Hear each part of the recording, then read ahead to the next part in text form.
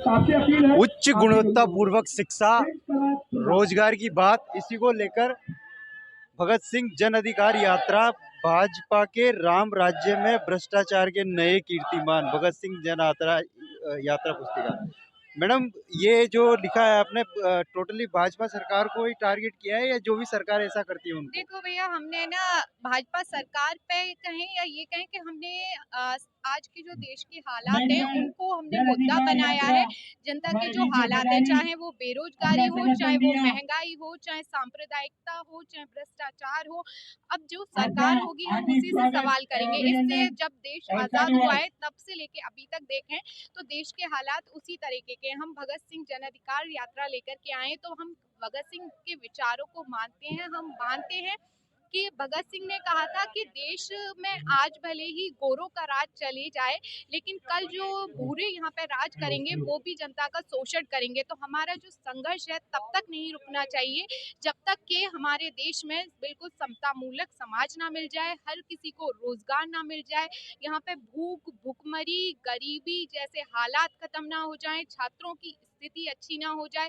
हम सरकार के पास में आज इसीलिए सवाल लेकर के जनता के बीच में आए हैं कि हम कह रहे हैं कि जब 2014 में मोदी सरकार आई थी तो उसने कांग्रेस के खिलाफ यही मुद्दा बनाया था कि बहुत हुई महंगाई की बार, अब की बार मोदी सरकार। लेकिन हुआ क्या, उसके उलट महंगाई और ज्यादा ऊंचे आसमान छू रही है, सातवें आसमान पे पहुंच चुकी है। जो पहले 450 रुपए का सिलेंडर था अब वो 1000 के पार जा चुका है। पेट्रोल की कीमत जो है वो 100 रुपए से ऊपर है। कहाँ पेट्रोल के जो दाम होते हैं वो 37 रुपए होते हैं, उसके ऊपर 63 रुपए वो टैक्स लेते हैं। वो टैक्स हम आम आदमी की जेब से क्यों लिया जाता है? हम सवाल करते हैं कि वो 37 रुपए में ही क्यों नहीं मिलती है, क्यों नहीं मिल पा रही? उसका कारण क्या है? ये हमारी जेबों पे जो वजन आ रहा है महंगाई का, उसका कारण क्या है? हम जनता से कहते हैं कि ये जो अंबानी, अडानी, टाटा, बिरलाओं की ये जो सरकार है उनके लोनों को माफ करती है, विजय माल्या जैसे लोगों के लोनों को माफ करती है, उनको सस्ती बिजली देती है, सस्ते संसाधन उपलब्ध कराती है, और जो उसका खर्चा पड़ता है वो आम आदमी की जेब पर पड़ता है और उस वजह से हमारे टैक्स बढ़ाए जाते हैं। इन्हीं बातों को लेकर के सभी मुद्दों को हमने इन बुकलेट में इलैबोरेट करके लिखा है और इनको पढ़ा जा सकता है। ये हमने 6 बुकलेट निकाली है। देश के युवाओं को आखिरी संदेश क्या देना चाहता है? वो जिस तरह से आज देश का युवा एक तरह से राम और दूसरी तरफ काम, ये राम में उलझा है, काम पे ध्यान नहीं दे रहा, तो उनको क्या संदेश देना चाहते हैं? हम ये कहना चाहेंगे कि देखिए, कोई भी जाति या धर्म का कोई भी मसला है वो किसी का निजी मसला होता है। कौन किस जाति का है हमारा उससे राजनीति से कोई लेना देना नहीं होना चाहिए। कोई किस धर्म का है, वो राम को पूजता है या वो अल्लाह को पूजता है या ईसा मसीह को पूजता है, ये सबका निजी मसला है। ये पूजा पाठ हम अपने घरों में भी कर सकते हैं। सरकारों का काम किसी जाति या किसी धर्म विशेष के लिए काम ना करके सभी देशवासियों के लिए काम करने का होता है। मंदिर की बात रही तो मंदिर ठीक है बन गया, लेकिन मंदिर के बाद में क्या क्या आप हमें शिक्षा का स्तर नहीं दुरुस्त करेंगे? कॉलेजेस को तो आप प्राइवेट करते जा रहे हैं।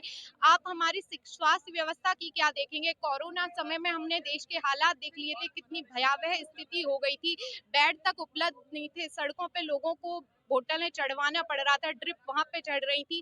तो ऐसे में सरकार को नहीं लगता कि आगे भी ऐसी कोई भयानक बीमारी हमारे अगर सामने आती है तो उसके लिए हम किस तरह तैयार हैं? हम अपने यहाँ की जो स्वास्थ्य व्यवस्था है, जो लचर व्यवस्था चल रही है, उसको कैसे मजबूत किया जाए? लेकिन वो ऐसा नहीं एक कर रहे चीज हैं। और, जो देश के जरूरी मुद्दे हैं उनमें से सबसे पहले प्रायोरिटी में क्या रखोगे आप? जैसे शिक्षा, स्वास्थ्य, रोजगार, महंगाई, इन चार में से कौन सा मुद्दा जो सबसे जरूरी है? हमारा मानना है कि ये सभी मुद्दे ज़रूरी हैं। जैसे छात्रों के लिए शिक्षा का जो स्तर होना चाहिए वो अच्छा होना चाहिए, शिक्षा निःशुल्क मिलनी चाहिए, और जो मेहनतकश आबादी है उसको रोज़गार मुहैया कराना चाहिए।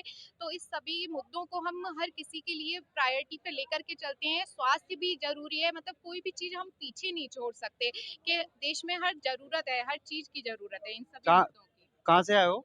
साथी हम जो लोग आए हैं सारे, हम सारे साथी भगत सिंह जन अधिकार यात्रा के अंडर चल के आ रहे हैं। और ये जो यात्रा है ये कर्नाटक से शुरू करी थी हमने 10 दिसंबर को, और ये जाकर के 3 मार्च को एंड होगी हमारी दिल्ली में। इसका समापन कार्य कार्यक्रम किया जाएगा वहाँ पे, और इसमें अलग-अलग देश के कोनों से सारे लोग इकट्ठे हुए हैं। हम स्टूडेंट्स हैं, उसके अलावा मेहनतकश आबादी के लोग हैं जो कि साथ में आ रहे हैं, और कुछ जो हैं नौजवान भी हैं, कुछ डॉक्टर्स हैं, कुछ टीचर्स हैं। जो भी लोग ये हमारे मुद्दों पे सहमत हैं, वो हमारे संग यात्रा में चल सकते हैं। हम सभी को अपील कर रहे हैं, उन्हें लगता है कि इन मुद्दों पर हमें एक साथ चलना चाहिए, हमें सरकारों से सवाल करना चाहिए, हमें कहना चाहिए कि अब हमारे चुनावों में जाति धर्म ना होकर के असल मुद्दों को लेकर के जाया जाए, तो हमारे साथ चलिए। नाम क्या है आपका? मेरा नाम हिमानी है। तो हिमानी जी का साफ-साफ कहना है कि राज्य की हो, चाहे केंद्र की हो, चाहे किसी भी देश की सरकार हो, अगर मूलभूत सुविधाओं को देने में असमर्थ है, तो ऐसी सरकारों को सरकार में रहने का कोई अधिकार नहीं है। और दूसरी बात कि शिक्षा, स्वास्थ्य, रोजगार, ये सारी चीज़ें इतनी ज़रूरी है कि आज इनके बिना देश का कोई भी व्यक्ति आगे चलने की नहीं सोच सकता। धर्म अपनी जगह है, राजनीति अपनी जगह है, लेकिन शिक्षा, स्वास्थ्य, रोजगार अपनी जगह है। इसी के साथ कैमरामैन कृष्ण मुरारी के साथ मैं लोकेश कुमार, आप देख रहे हैं द लाल समाचार और मैं एक दल्लाल पत्रकार।